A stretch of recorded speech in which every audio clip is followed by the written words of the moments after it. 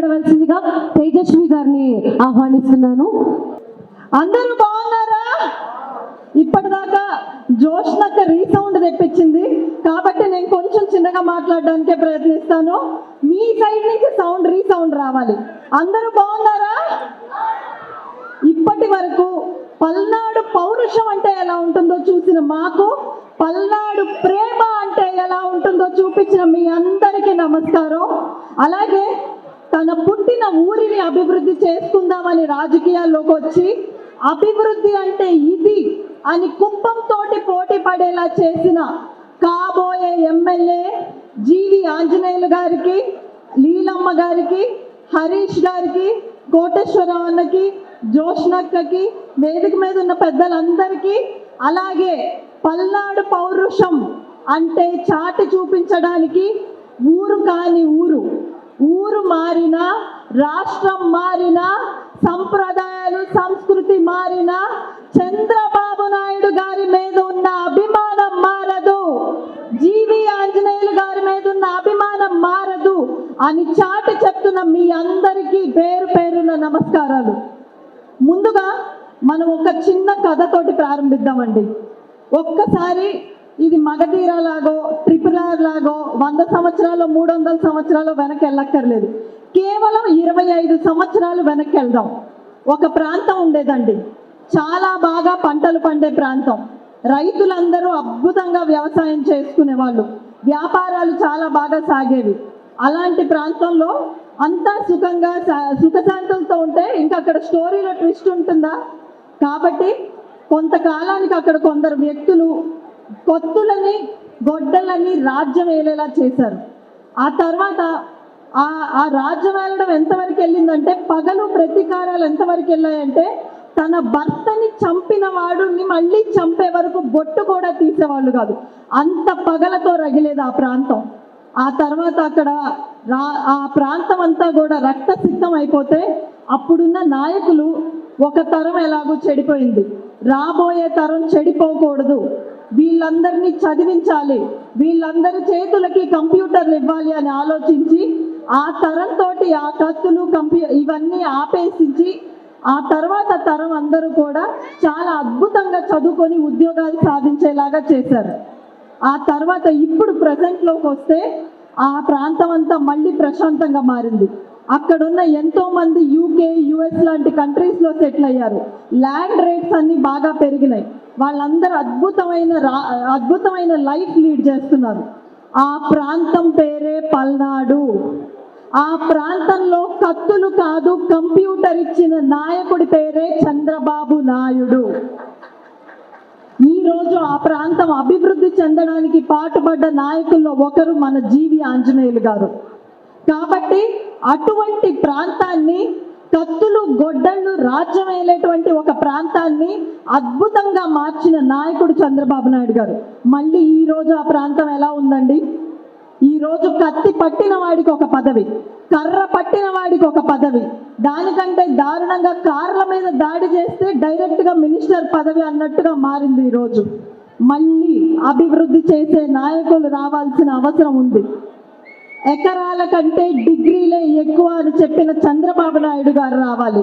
కర్రలు కత్తులు కాదు, కంప్యూటర్లే మిన్నా అని చెప్పిన చంద్రబాబు నాయుడు గారు రావాలి.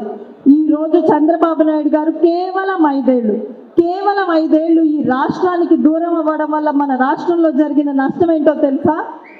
దేశానికి అన్నపూర్ణగా ఉండాల్సిన రాష్ట్రం ఈరోజు అప్పుల పాలైపోయింది. IT ఎక్స్పోర్ట్స్లో టాప్గా ఉండాల్సిన రాష్ట్రంలో ఈరోజు IT కంపెనీలే లేకుండా పోయినాయి. రాజధాని కోసం భూములు ఇచ్చిన రైతులు రోడ్డున పడ్డారు. ఈరోజు భూమినే నమ్ముకున్న రైతన్నలు భూమిని అమ్ముకోవాల్సిన పరిస్థితి వచ్చింది. IT తొలి దశలోనే AI రుచి చూపించిన మన విద్యార్థులు ఈరోజు ఫీజు రియంబర్స్మెంట్ లేక, సర్టిఫికేట్లు లేక చదువు మానేయాల్సిన పరిస్థితి వచ్చింది. ఒకప్పుడు రోడ్ల మధ్యలో గుంటలు ఉంటే అబ్బా అనుకునే వాళ్ళం, ఇప్పుడు గుంటల మధ్యలో రోడ్లు కనిపిస్తే అమ్మయ్య అనుకునే పరిస్థితికి తీసుకొచ్చారు. పోరాడితే కేసులు, ప్రశ్నిస్తే దాడులు. ఇదే కాకుండా ప్రపంచం మొత్తంలోనే రాజధాని లేని ఒకే ఒక్క రాష్ట్రంగా మిగిలిపోయింది మన ఆంధ్రప్రదేశ్. అంతేకాకుండా దేశంలో టాప్లో ఉండాల్సిన ఆంధ్రప్రదేశ్లో ఈరోజు ఫండమెంటల్ రైట్స్ కోసం పోరాడాల్సిన పరిస్థితి వచ్చింది. చాలా భయం వేస్తుంది కదా మన రాష్ట్ర పరిస్థితి తలుచుకుంటే. మీ అందరికీ భయం వేస్తుందా? ఇటువంటి పరిస్థితి నుంచి మన రాష్ట్ర పరిస్థితిని గురించి భయపడాల్సిన అవసరం లేకుండా ఒక సంపద ఉందండి. బళ్ళారిలో ఇనుప గనులుంటే ఆంధ్రప్రదేశ్లో బంగారు గని ఉంది. ఆ గని పేరే నారా చంద్రబాబు నాయుడు. ఆంధ్రప్రదేశ్కి ఒక పెద్ద సంపద ఉన్నట్టుగానే వినుకొండలో ఇందాక మనం చెప్పుకున్నట్టుగానే వినుకొండకి మన బంగారు కొండ మన జీవి ఆంజనేయులు గారు కూడా ఉన్నారు. వినుకొండలో మీరు చేసిన అభివృద్ధి గురించి మేమందరం విన్నాం సార్. 2009 నుంచి 19 వరకు అభివృద్ధి అంటే కేర్ ఆఫ్ అడ్రస్ గా వినుకొండని మార్చారు. నారా లోకేష్ గారు రూరల్ ఐటీ డెవలప్మెంట్ మినిస్టర్ గా ఉన్నప్పుడు 2266 రోడ్లు కేవలం వినుకొండలోనే, అంటే అభివృద్ధి మొత్తాన్ని మీరు వినుకొండకే తీసుకొచ్చి పెట్టగలిగారు. ఇదే కాకుండా 2600 కోట్లతోటి వినుకొండని ఎంతగానో అభివృద్ధి చేశారు. ఒకప్పుడు పగలు ప్రతీకారాలు ఈ ప్రాంతంలో అసలు ఉండేవా అన్నంతగా అభివృద్ధి చేశారు. వాడవాడ చంద్రబాబు నాయుడు గారిని తీసుకెళ్లి ఆయన అభివృద్ధిని తీసుకెళ్లిన నాయకుడు మన జీవి ఆంజనేయులు గారు. ఇదే కాకుండా లీడర్ అంటే కేవలం డెవలప్మెంటే కాదు, ప్రజల గురించి ప్రజల జీవన విధానాల గురించి ఆలోచించేవారు అని చాటి చెప్పిన నాయకుడు జీవి ఆంజనేయులు గారు.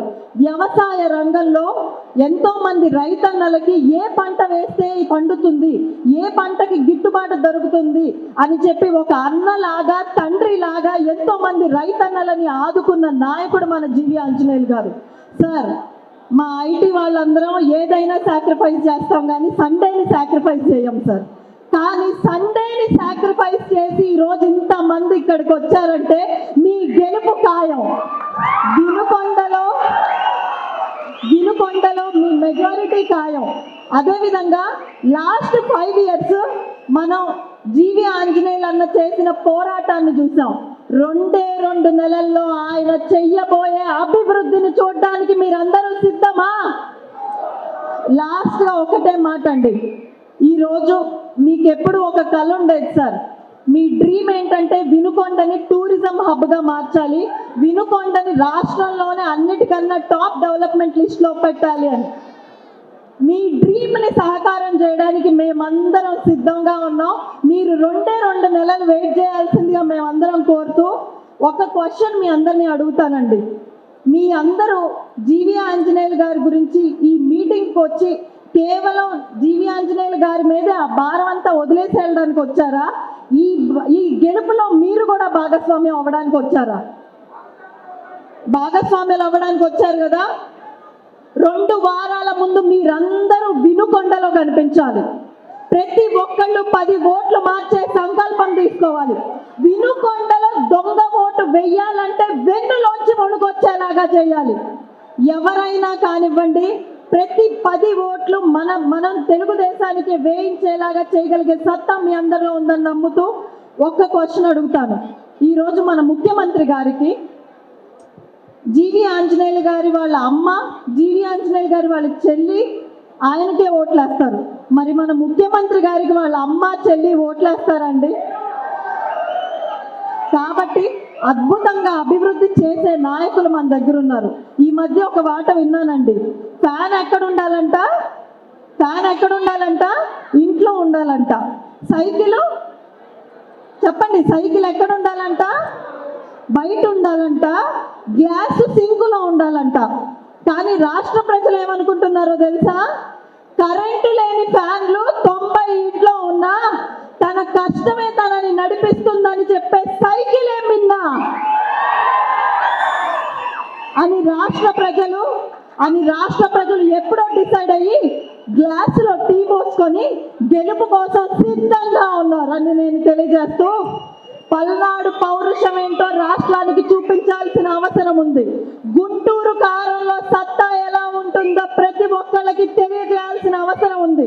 మెజారిటీ అంటే ఇలా ఉంటుందా అని రాష్ట్రం అంతా ఉలికి పడేలా చేయాల్సిన బాధ్యత మీ మీద ఉంది అని తెలియజేస్తూ, ఆ గెలుపుని ఈ రోజు ఆత్మీయ సమావేశం లాగా లేదు సార్, ప్రమాణ స్వీకార మహోత్సవం లాగా ఉందని తెలియజేస్తూ,